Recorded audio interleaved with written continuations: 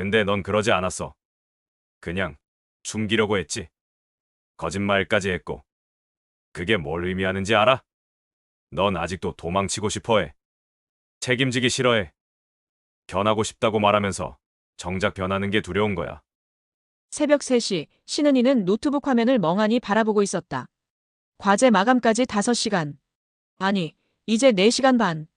손가락은 키보드 위에 얹혀 있었지만 머릿속은 텅 비어 있었다. 이번엔 달라질 줄 알았는데. 중얼거림이 허공에 흩어졌다.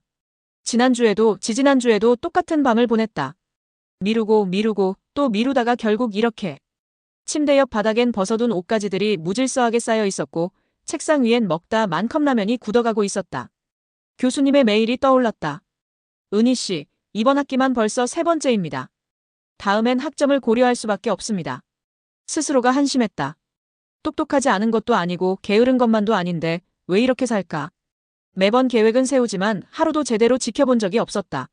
아침 8시, 은희는 결국 과제를 제출하지 못한 채 침대에 쓰러졌다. 내가 왜 이렇게 사는지 아니? 일주일 뒤 학과 선배 강민철의 첫 마디는 차가웠다. 은희는 고개를 들 수가 없었다. 같은 과 대학원생인 민철은 은희의 상황을 교수님께 전해 듣고 직접 찾아왔다.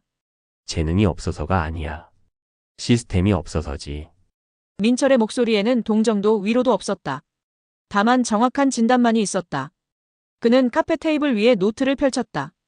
오늘부터 일주일간 내가 너를 관찰할 거야. 내가 몇 시에 일어나는지, 뭘 먹는지, 시간을 어떻게 쓰는지. 전부. 은희의 온몸이 굳었다. 누군가에게 자신의 엉망인 일상을 들키는 것처럼 수치스러운 일이 또 있을까? 싫으면 거절해도 돼.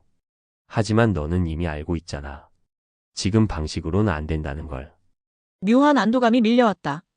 두려웠지만 동시에 누군가 자신을 붙잡아주길 바라고 있었다는 걸 깨달았다. 해볼게요. 첫 사흘은 지옥이었다. 새벽 2시에 잤어. 계획은 11시였고, 점심을 편의점 도시락으로 때웠네. 영양은? SNS를 2시간 봤어.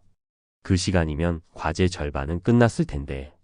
매일 저녁 6시, 같은 카페 같은 자리에서 보고가 시작됐다. 민철의 기록은 정확했고 피드백은 냉혹했다. 은희는 매번 자신이 얼마나 시간을 낭비했는지, 얼마나 계획을 어겼는지 들어야 했다. 변명하지 마. 사실만 말해. 그의 목소리엔 흔들림이 없었다. 은희가 눈물이 고이든 화가 나든 상관없다는 듯이. 민철은 그저 사실을 기록하고 분석하고 피드백했다.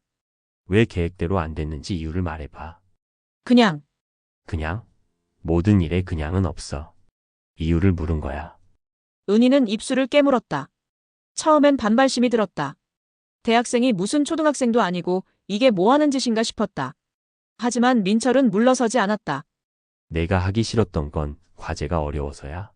시간이 없어서야? 아니면 그냥 핸드폰이 더 재밌어서야? 핸드폰이요. 그럼 핸드폰을 왜 봤어? 그냥요. 은희의 목소리가 높아졌다. 민철은 눈 하나 깜빡이지 않고 그녀를 바라봤다. 그냥은 없다니까. 내가 도망치려는 거지. 과제가 불안하니까, 잘 못할 것 같으니까 차라리 핸드폰을 보는 거야. 회피야. 심장이 내려앉는 느낌이었다. 정확히 맞는 말이었다. 내일은 다를 거라고 생각하지 마. 오늘 내가 한 선택이 내일도 반복돼. 바꾸고 싶으면 지금 바꿔. 그날 밤 은희는 핸드폰을 서랍 깊숙이 넣어뒀다. 나흘째 되던 날 변화가 일어났다. 알람이 울렸다. 아침 7시. 은희는 평소처럼 알람을 끄고 다시 눕지 않았다. 일어나서 침대를 정리했다. 민철이 시킨 대로 침대를 정리하면 다시 눕기 어렵다는 것을 알았기 때문이다. 샤워를 했다. 따뜻한 물이 온몸을 깨웠다. 아침을 먹었다. 편의점 삼각김밥이 아니라 집에서 미리 준비한 샌드위치. 민철이 준 식단표대로였다. 도서관에 도착했다. 아침 9시. 계획보다 10분 일찍 도착했다. 은희는 자리에 앉아 노트북을 켰다. 민철이 짜준 시간표가 화면에 떠 있었다. 2시간이 지났다. 처음으로 휴대폰을 보고 싶다는 생각 없이 집중할 수 있었다. 휴식 시간, 은희는 도서관 밖으로 나가 스트레칭을 했다. 핸드폰을 보는 대신 점심시간 친구가 연락이 왔다. 은희야, 오늘 저녁 술 한잔 할래? 예전 같았으면 바로 좋아. 라고 답했을 것이다. 하지만 은희는 시간표를 다시 확인했다. 저녁 6시, 민철과의 보고 시간이 있었다. 미안, 오늘은 약속이 있어. 무슨 약속? 공부 관련. 친구는 의아해했지만 은희는 단호했다. 처음으로 계획을 지키는 것이 더 중요하다고 느꼈다. 저녁 6시, 카페에 도착한 은희의 손엔 완성된 통계학 과제가 들려 있었다. 민철은 이미 와 있었다. 그는 은희가 다가오는 것을 보고 노트를 펼쳤다. 보고해. 오늘 계획을 다 지켰어요. 민철의 손이 멈췄다. 그가 천천히 고개를 들어 은희를 바라봤다. 전부? 네. 아침 7시에 일어났고 도서관엔 9시에 도착했어요. 과제도 끝났고요. 은희는 노트북을 돌려 화면을 보여줬다. 완성된 과제, 체크된 시간표, 도서관 출입 기록. 잘했어. 짧은 2글자였지만 그 안에 담긴 무게가 달랐다. 민철의 표정이 미세하게, 정말 미세하게 부드러워졌다. 이게 시작이야.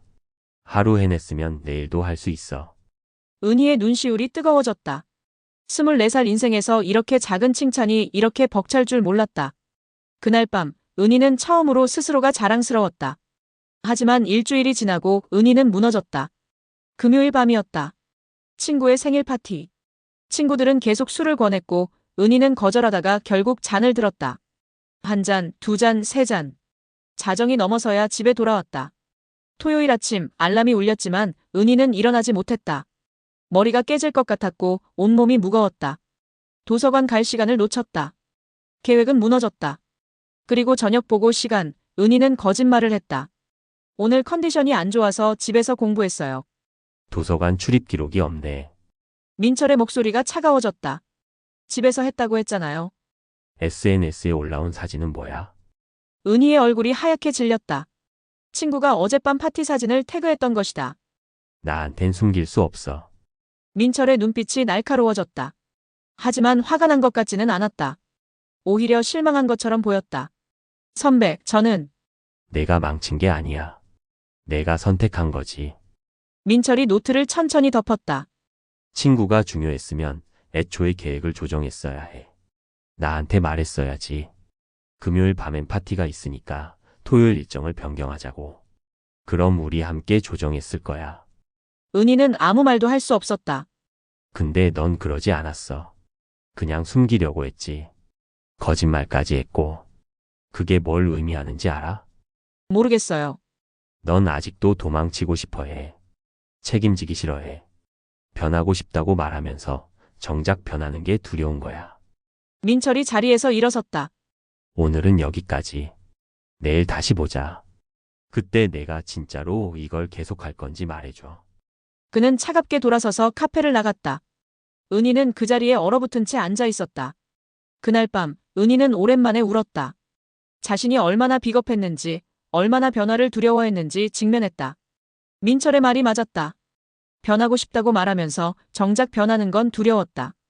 계획을 지키고 싶다고 하면서 정작 지키지 못했을 때의 실망이 무서웠다. 그래서 차라리 거짓말을 택했다. 숨기려 했다. 도망치려 했다. 은희는 핸드폰을 들었다. 민철에게 메시지를 보냈다. 선배, 죄송해요. 내일 꼭 뵙겠습니다. 답장은 오지 않았다. 하지만 은희는 알았다. 내일이 마지막 기회라는 것을. 일요일 아침, 은희는 알람보다 일찍 일어났다. 샤워를 하고 방을 정리하고 도서관에 갔다. 이번엔 거짓말하지 않을 것이다. 이번엔 도망치지 않을 것이다. 저녁 6시, 카페에서 민철이 기다리고 있었다. 앉아. 은희는 조용히 앉았다. 그리고 노트북을 펼쳤다. 오늘의 기록, 출입 기록, 완성된 과제들. 선배, 저 오늘 계획대로 했어요. 그리고 어제는 제가 잘못했어요. 민철은 묵묵히 기록을 확인했다. 계속해. 저는 변하고 싶다고 말하면서 정작 변하는 게 무서웠어요. 실패할까봐. 선배를 실망시킬까봐. 그래서 거짓말했어요. 근데 그게 더 비겁한 거였어요. 민철이 노트북을 덮었다. 그리고 처음으로 은희를 마주보며 말했다. 은희야, 내가 실패하는 건 괜찮아. 계획을 어기는 것도 괜찮아. 중요한 건 그 다음이야. 거짓말로 덮을 거냐, 아니면 인정하고 다시 시작할 거냐. 다시 시작하고 싶어요. 그럼 됐어. 민철의 얼굴에 희미한 미소가 번졌다. 넌 이미 다시 시작했어. 오늘 제대로. 한 달이 지났다. 은희는 이제 민철의 지시가 필요 없었다. 스스로 아침을 계획하고 하루를 설계했다. 물론 완벽하진 않았다. 가끔 계획을 어기기도 했다. 하지만 중요한 건 다시 궤도에 올라오는 방법을 알게 된 것이었다. 선배, 이번 주 과제 이틀 일찍 냈어요. 카페에서 민철에게 말하는 은희의 목소리엔 자신감이 묻어났다. 민철은 커피를 한 모금 마시고는 노트를 덮었다. 이제 넌 내가 필요 없겠네. 아니요. 선배가 없었으면 여기까지 못 왔을 거예요. 내가 한 건 거울을 들이댄 것뿐이야. 변한 건 너고 선택한 것도 너야. 은희는 창밖을 바라보았다. 겨울이 지나가고 봄이 오고 있었다. 자신의 삶도 그렇게 계절을 바꾸고 있었다. 근데 은희야, 민철이 잠시 망설이다 입을 열었다. 넌 왜 이렇게 변하고 싶었던 거야? 은희는 잠시 생각했다. 학점, 졸업, 취업. 아니, 그게 다가 아니었다. 제가 저를 싫어하는 게 싫었어요. 매일 아침 거울을 보면서 실망하는 게. 계획을 세우고도 지키지 못하는 제가 한심해서요. 그럼 이제는? 이젠 괜찮아요. 완벽하진 않지만 매일 조금씩 나아지고 있다는 걸 아니까요. 민철은 고개를 끄덕였다. 그리고 한참을 침묵하다가 천천히 말했다. 은희야, 사실은 그의 목소리가 달라져 있었다. 한 달간 들었던 냉정한 톤이 아니었다. 처음엔 단지 멘토링 뿐이었어. 교수님 부탁도 있었고 내가 아까워 보이기도 했고. 민철이 커피잔을 내려놓았다. 손이 미세하게 떨리고 있었다. 근데 너를 보면서, 내가 변해가는 모습을 보면서 나도 변하고 있었어. 은희의 심장이 빠르게 뛰기 시작했다. 처음엔 그냥 책임감이라고 생각했어. 내가 잘 되길 바라는 게 선배로서 당연한 거라고. 근데 어느 순간부터 내 보고를 기다리고 있는 나를 발견했어. 내가 계획을 지켰다고 말할 때 기뻐하는 나를. 민철이 처음으로 은희를 똑바로 바라봤다.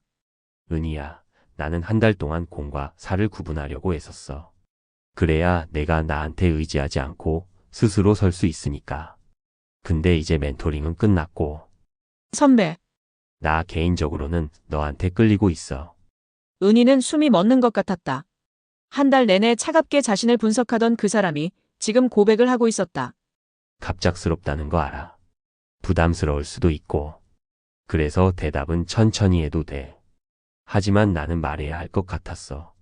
민철의 귀가 붉어져 있었다. 은희는 그제야 깨달았다. 그가 한 달 내내 자신을 지켜봤듯이 자신도 그를 보고 있었다는 것을. 냉정한 피드백 뒤에 숨은 진심을, 엄격한 기준 안에 담긴 기대를. 저도 선배한테 인정받고 싶었어요. 은희가 떨리는 목소리로 말했다.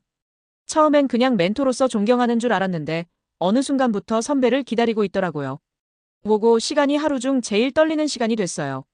민철의 표정이 부드러워졌다. 그럼 다음 주 토요일 시간 있어? 은희는 미소를 지었다. 한 달 만에 처음으로 민철 앞에서 편안하게 웃을 수 있었다. 좋아요. 시간 있어요. 둘은 손을 잡고 카페를 나섰다. 봄밤 거리를 걸었다. 멘토와 멘티가 아닌 이제 막 시작된 두 사람으로. 진정한 성장은 누군가의 통제가 아닌 스스로 세운 한계 안에서 시작된다. 그리고 때로 그 여정의 끝에서 예상치 못한 시작을 만난다. 끝까지 시청해 주셔서 감사합니다.